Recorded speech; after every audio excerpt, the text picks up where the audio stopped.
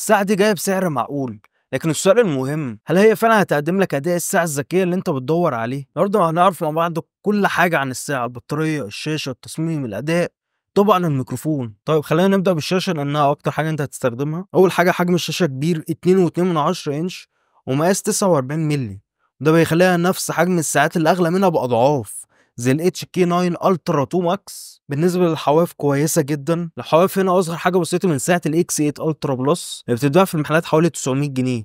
دي حاجة حلوة جدًا. الساعة وزنها خفيف؟ لأ بجد أنا مش متعود على الساعات اللي بالراحة دي. أمّا خامات الهيكل فكويسة على سعرها، البلاستيك المستخدم هنا متين وبيدّيك إحساس بتاع السقعة ده، فدي حاجة لطيفة جدًا. الشكل العام هنا مقبول، يعني مش هنقول عليها حاجة premium وبرضه مش هتتكسف تلبسها وأنت ماشي في الشارع. يعني إجمالًا التصميم حلو وماشي مع فكرة الساعات اللي بنشوفها كتير في الوقت ده. الأداء بتاع الساعة كويس جدًا، ما واجهتش أي مشاكل خالص. كمان سعر الساعة في حدود ال400، 500 جنيه تقريبًا، فدي حاجة كويسة برضه. السوفت وير سلس وما فيش أي تهنيج، كل حاجة شغالة زي الفل. بالنسبة للخطوات والكالوريز والمسافة، الأرقام مش دقيقة أوي، يعني هي شغالة وبتحسب بس مش هتعتمد عليها لو أنت بتحسب كل خطوة بالضبط. بس بصراحة أسوأ حاجة هنا هي الفايبريشن، ده أسوأ فايبريشن أجربه في حياتي، هو والساعة T1000. عامل زي كأنك بتسخن عربية كده والفايبريشن بيقل بالتدريج، يعني تبقى إن هو بيشتغل وبيقف مرة واحدة. على فكرة بجد الفايبريشن ممكن يقفلك من المنتج، فالأفضل إنك تقفله خالص من الإعدادات. أنا كنت بانقل تجربتي بس يعني. بالنسبة للبرامج التانية زي التوكس أو الآلة الحاسبة أو النشاط بتاع اليوم، كل حاجة شغالة عادي جدًا، مفيش أي مشاكل واجهتها خالص. ودي البرامج اللي موجودة على الساعة، وفي 6 أشكال للقوائم تقدر تغير ما بينهم كده، تكتين على البقرة.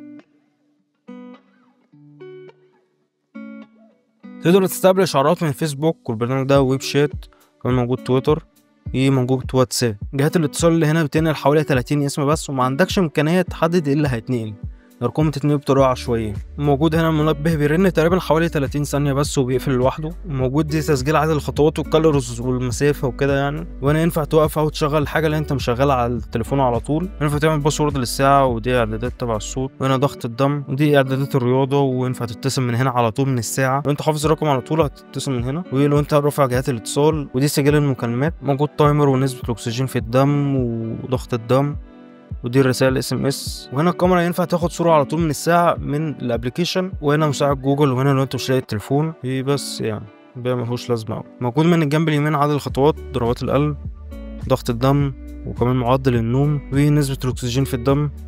وهنا ينفع تضيف حاجة تانية انت عايزها يعني. من الجنب الشمال موجود جوجل اسيستنت، وهنا تايمر وQR كود ده عشان تسجل على طول من الابليكيشن، ضغط الدم وبس يعني. باقي الحاجات دي قلناها برضه. من تحت بيفتح برامج تانية، وكل حاجة موجودة هنا كانت موجودة في الصفحة الرئيسية. من فوق في البلوتوث والQR كود والبحث عن الهاتف، وهنا اعدادات ادوات الشاشة وكده. ودي بإذن نسبة الشحن، دي معرفتش بتاعتي بصراحة.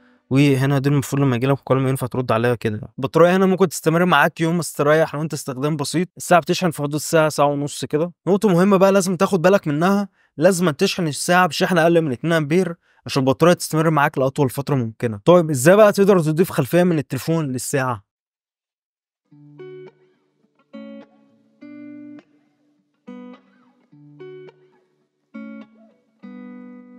وتدوس من تحت على الديفايس، وتدوس هنا. وهنا ينفع تغير الصورة،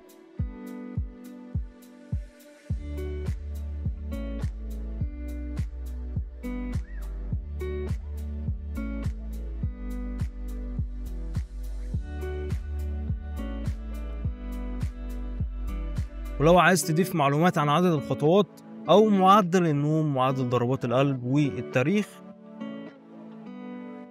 وهنا برضو ممكن تضيف نفس العناصر اللي لسه قايلها بس من تحت الساعة. وفي إمكانية تغيير لون النص. وبس كده، هتدوس هنا وهتلاقي بقت على الساعة على طول. 2000 years later. صوت الساعة مقبول وهيفي بالغرض، يعني متنتظرش حاجة أكتر من كده. ودي تجربة المايك في الأماكن الهادية. أنا حاليا في مكان هادي مفيش أي صوت خالص، ممكن يكون فيه صوت بسيط. بس لما جربت ساعة T1000 ألترا كانت صوت حلو، وكان برضه فيه صوت بسيط. فهنشوف دلوقتي في الأماكن الزحمة عاملة إزاي. ودي تجربة المايك في الأماكن الزحمة. لعلم T1000 زي T2000 بس في تحسينات بسيطة في T2000، زي ضوء شاشة أعلى، في نفس الزرار أحسن حاجة بسيطة برضه. أنا هنا بحاول أعمل محاكاة للأماكن الزحمة لو أنت ماشي في الشارع مثلا.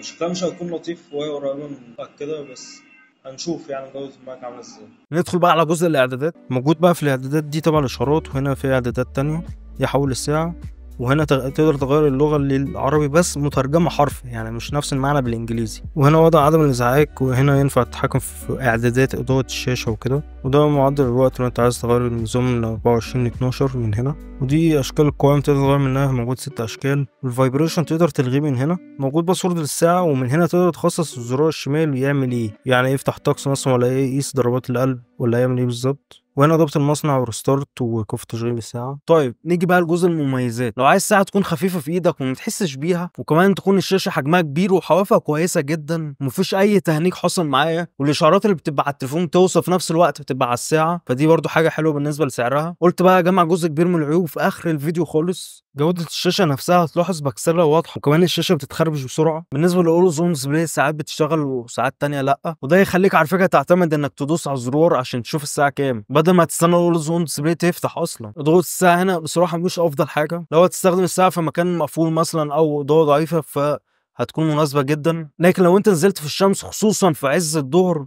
فأنت مش هتشوف أي حاجة خالص، وهتحتاج تخبي ايدك كده شويه او تقف في مكان ضل اصلا. الساعه ما فيهاش لوك، هو في علامه لوك بس ما فيش حاجه بتثبت الاستراب، بس هو ثابت يعني مش بيتخلع بسهوله، يعني محتاج انت تخلعه بايدك. نيجي بقى للسنسور بتاع ضربات القلب، مش هتقدر تعتمد عليه لانه موجود شكل بس، يعني مش دقيق خالص. لكن لو انت بتدور على ساعه فيها سنسور حقيقي بجد وبتقيس ضغط الدم، يبقى دور بقى على الفئات السعريه في حدود 1000 جنيه بيكون فيها سنسور حقيقي بجد. وارخص ساعه تقريبا هي الاكس 9 الترا، بتتباع في حدود ال 1000 جنيه تقريبا، حاجه زي كده. الخلاصه انا شايف ان الساعه دي مناسبه جدا للناس اللي هي هتلبسها كمجرد شكل بس، وكمان حجمها كبير زي الساعات الاغلى منها باضعاف، فمحدش يعرف انت لابس ايه بالظبط. وبس كده، لو عجبك الفيديو متنساش تعمل لايك واشتراك. اشوفكم في الفيديو الجاي. سلام.